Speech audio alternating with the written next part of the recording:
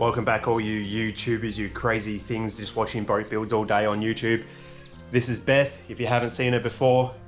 In the first episode we ripped her apart because there was a crack. We've done a lot of things. We fixed up the boat trailer because it was rusted to hell. We've sanded Beth, we've cut her back, we've polished her, we've painted her, we've fixed up the cracks, we've tested it, everything is good, she floats, there's no more leaks. So today is the start of the fit out. Hey, and just remember, at any point throughout this video, you think you like it, smash that like button. It's gonna do wonders for me.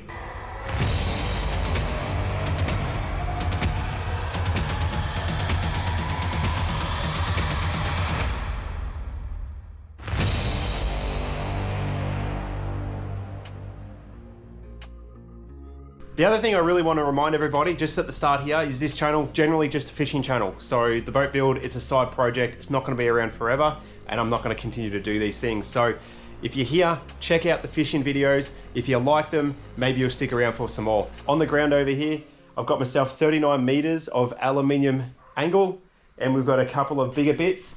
You can see right here, which I plan on doing some sneaky things with. See if we can get that all sorted. Today's going to be a bit of an adventure. Springtime's right around the corner, and I really just want to get the boat ready so I can get back out onto the water, have some fun. About there to about there.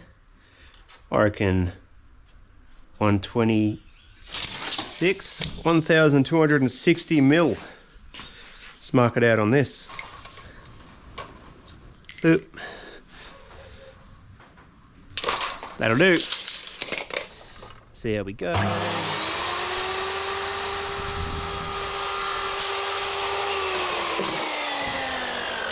One cut. Now I'm probably gonna have to cut a bit on the angle on the side here because as it gets up on the side of the boat, you'll see here. See, she's not gonna go straight. See that? So I want the edges to sit flat on here. So basically what you wanna do is you wanna measure from the corner and where's 40 mil, then mark a dot, because then from that dot is where you're gonna have to cut up on an angle. See, 40's still up a bit. We have to come down further and further and further and further and further, and it's about there. So you know that you're gonna have to get it down to about there.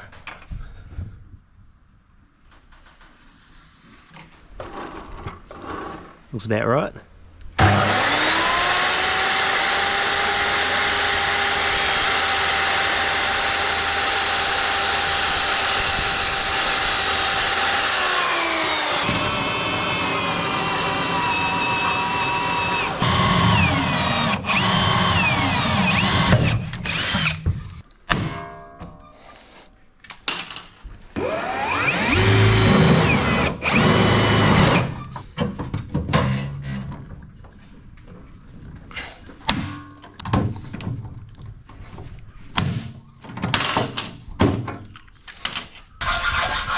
They're like tornado rules.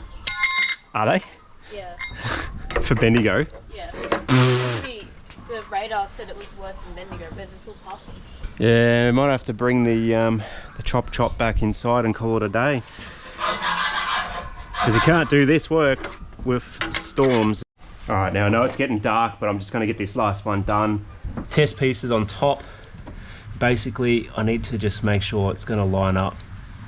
Get that test piece to be nice and flush at the top there. So that's basically where that needs to go, right there.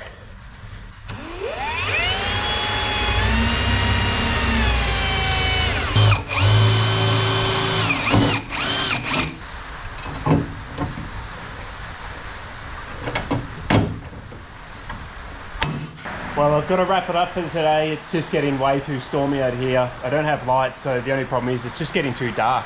Otherwise, I'd keep going. You can see we're getting some nice rain. They reckon there might be a tornado coming through, which would be pretty crazy if it did, because that never happens in this area. But what I have done is I've put in the first brace. Now that's the first one in. We can see that she's sturdy. Once we put the 12mm ply on top of the floor, once we're done, it's going to be really stable and lightweight. So you don't have to go crazy. You don't have to put 3mm everywhere in your 4-meter tinny. Just don't do it. Stick with the 1.6 and you'll be perfectly fine. Oh, we've got some blue clouds going on. But over there, we've got a good thunderstorm coming. It's just too wet for me to cut outside. It's too dark in here for me to keep doing anything, so I'm going to call it a day. Next up, all we're going to do is I'm going to put in some more of the flooring. We'll get in the framing for the oar locker. That's going to be in the bottom of the middle of the boat. And we'll keep it rolling. Anyways, you'll see me in the next 2 seconds, but I'll get back to this in the next few days. Oh.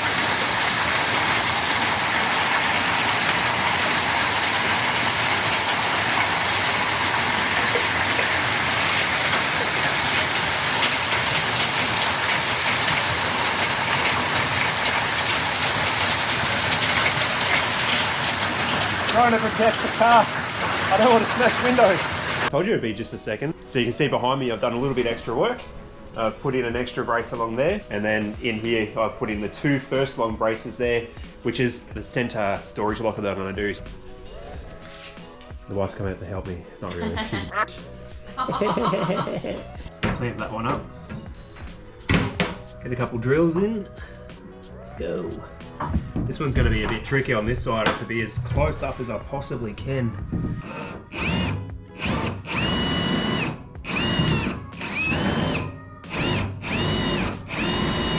You got to make sure you don't drill through your boat. So you can't go chaotic.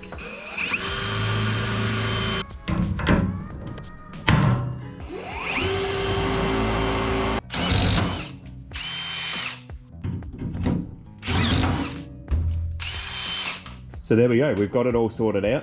In the middle, we've got the locker that will be set up with the oars and whatever else might want to put in there, just stuff you don't use that often. We've got some center bracings along here and along here, and that's just to take that flex out of the board. So when we put a board down, it's going to be the 12mm marine ply, and the problem is the gap that we have. If we left that whole square, when you stood right in the middle, that marine ply itself would sort of have a bit of a bend to it. So it's coming along quite nicely. It does take a fair bit of time. Every single cut is kind of custom cut. So you've got to measure every bit. You've got to cut it on these areas here. You look down in here, you've got to trim it on these angles. We've got multiple rivets on the walls, up the tops. We've got different legs and support beams in here just to keep everything upright. So yeah, it does take a little bit of time to get this done. So if you ever think about doing this yourself, I'd probably say if you're soloing it, and if it's the first time you're doing it, like me, you're definitely not going to get it done in a day. Not even the framing in a day. So what I'm going to do is I'm just going to keep at this, and as I progress, I'll turn the camera back on and give you guys a bit of an update. I'm not going to bore you with all the cuts and all the drills. There's no point to it. Let's not waste the internet doing that. So yeah, I'm having fun. I hope you're having a bit of fun watching, and maybe giving you some ideas of what you can do to your boat. So we are getting here. I put in this extra rail down the center here. So originally I was going to do a big sort of locker in the middle from here to here. But what I realized is that because of the size of it, and I'm going to have a little bit of a side compartment here and a rod locker over there, it's going to be really hard to open this thing up and still have space to stand. So I had to sort of change my mind a little bit and make it smaller. So I put another rail down the middle. So there's another rail in the middle, and I'm only going to have a skinny locker here, but it is still wide enough for what I wanted to do, which was to put the oars down there. All right, so what we've got here is the 2 batteries, and I need to get them to fit in here nicely. We can get them to fit in sideways like that. So they've got enough room that way to move. They just don't have enough room to just fit down in the front. And I'm talking the tiniest little bit. So what I might do is we'll square this out a bit better. So this line, that's not very square. This bit here sort of dips out, and along here is the same. It's not very square.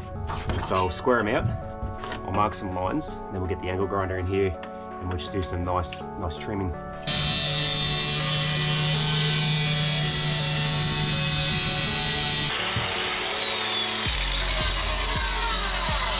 So that worked out really, really well. Don't tell the wife, but I'm gonna go and get a big kitchen knife, one that's big enough, and I'm just gonna slice it out. She doesn't really watch these videos that much, so she won't know. Ka-ching. Like I said, secrets.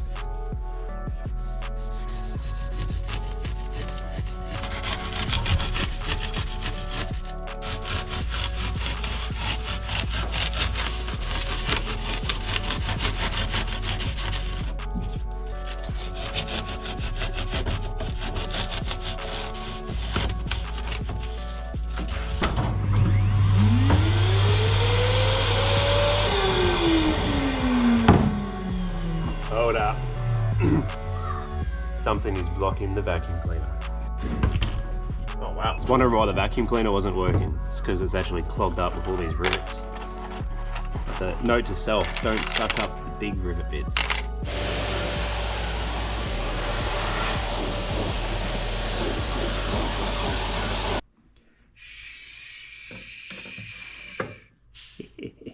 Moment of truth.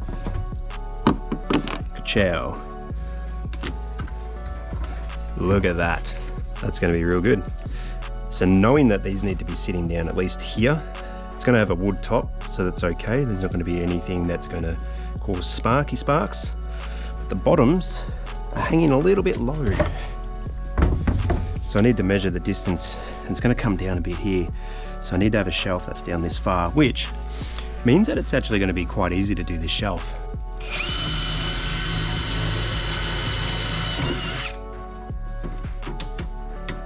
So I'm doing a bit of a zigzag pattern, bottom top, all the way.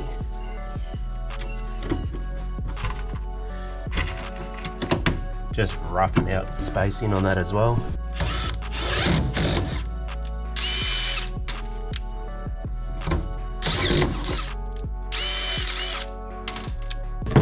So I was looking at Bunnings' website, and they had these drill attachments for your rivets, and the king chrome ones were $110.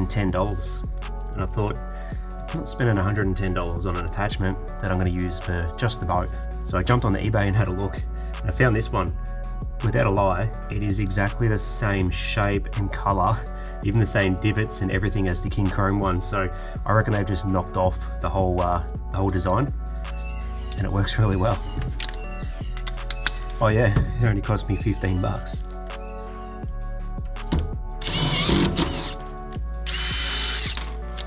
All right, so I'm just finishing up here, putting the last couple of rivets. So I've put in some braces, which is going to help with that batter tray coming down the bottom. So we'll get that all in there now, and then we'll do the other side, which we basically have to replicate the same thing, I think. And then we'll be able to put in the battery floor, and those batteries will go in and out nice and perfect.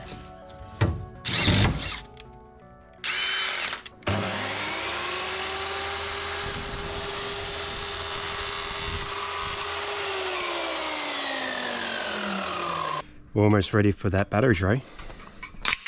So take a little look where I'm at. So I put on the extra rails on this side. Got the braces in there, and you can see the braces that go down, there's an extra alloy angle that goes underneath. So a little bit of progress now. So a sneak peek of what's happening here. So we've got the angle alloy cut. We're going to join these two middle ones together, and we're going to use these, and we're going to thread them all the way down in there, sitting on these rails that you can see that I've attached in here. We've got one rail on each side. Everything's nice and sturdy. Once that's together, the batteries will lower in and they won't be able to slide around. They'll be nice and secure in the front of the boat. Hey, but I'm really excited about this. So look, if you're loving the video, go and check out some of the other content that we have. It's mainly a fishing channel. So once this boat build is done, there probably won't be another boat build. That is, unless in years to come I get another boat and decide to do this. But yeah, definitely go and check out the fishing videos. You'll see myself and Paul and some other mates getting out there, having some fun and targeting Australian natives.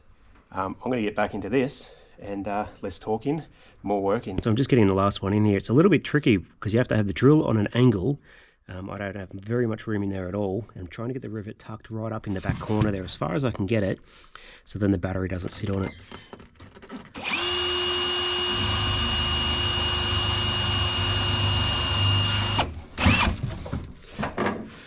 We're in. Now the next struggle is getting this down in there. Oh, there we go.